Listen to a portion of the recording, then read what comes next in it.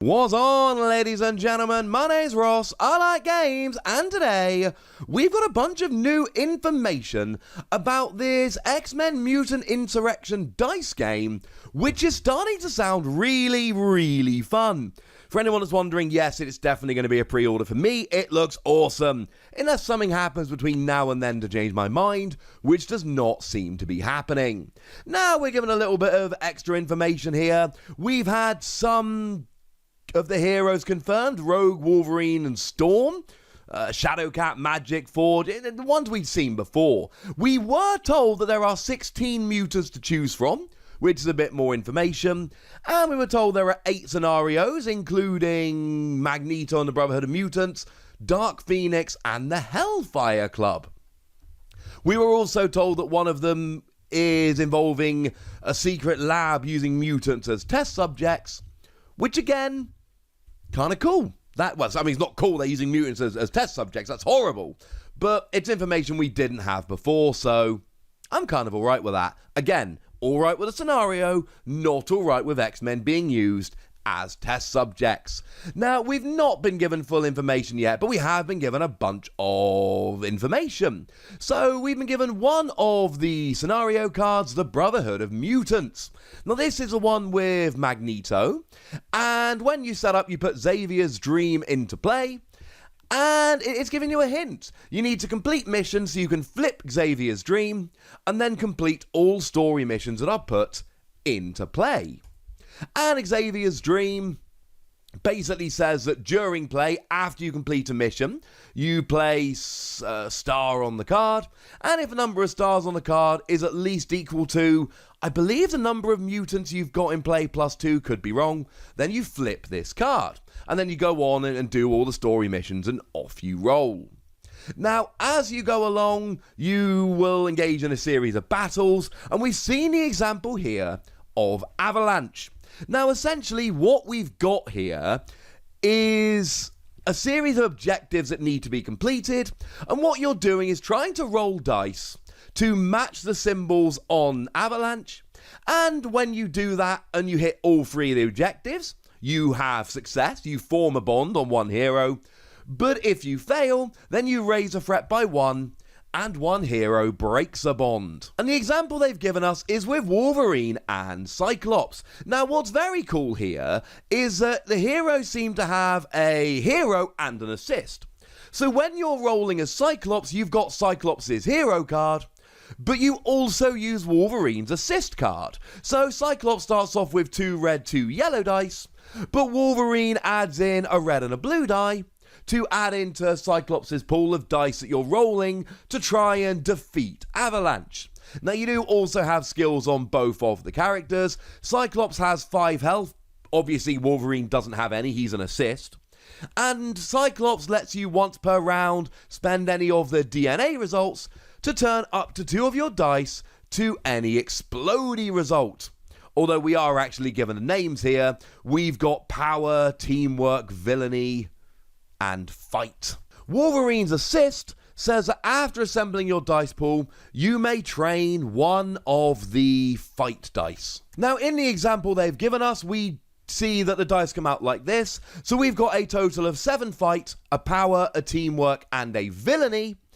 And you get the opportunity, if you wish, we got 2 chances to re-roll any dice to search for the symbols that you need. But Avalanche has a villainy effect that says if you want to re-roll a villainy dice, you will have to take 2 damage to do so. So as we look at the pool of dice here, we can meet the first objective because it's literally just free fight, although you do have to take 1 damage to do so. That says you must have free fight and take a damage. And then you can do the third objective because you've still got 4 fight left over, there's 7 in total, and you've got the power and the teamwork as well. So you are able to do that. I'm assuming the DNA helix is power and the X-Men symbol is teamwork. That does seem to make sense to me.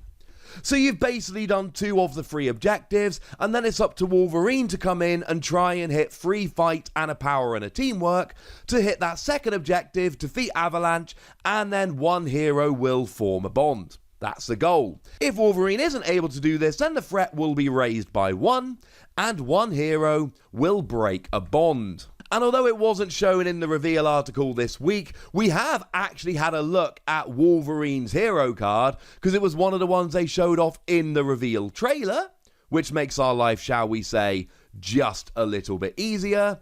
And we can see that Wolverine brings in 3 red and a blue dice.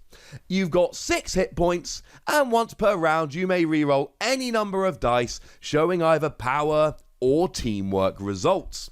So it's starting to look like Wolverine may well be able to handle this. You would also have the Cyclone Assist card to help you out, but unfortunately we don't have a look at the Cyclops Assist card.